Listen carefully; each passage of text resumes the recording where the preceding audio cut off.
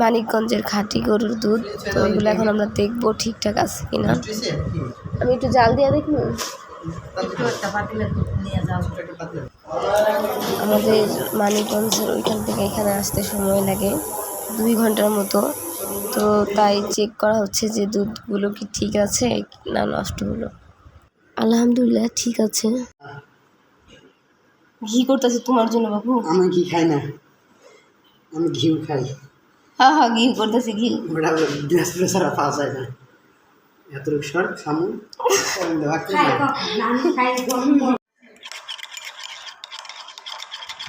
খাঁটি গরুর দুধ দিয়ে কফি বানাচ্ছি।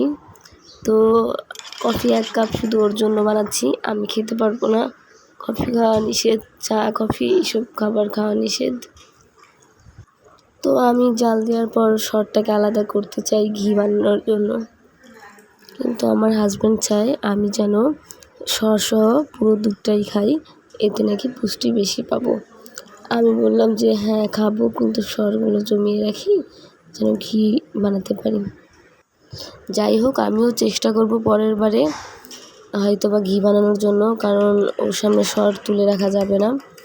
এমনিতেও আমি অসুস্থ, একটু ঝামেলা হয়ে যায়, সময় লাগে এগুলো করতে। তো যাই হোক, ওর কফিটা বানানো হলো, দিয়ে আসি।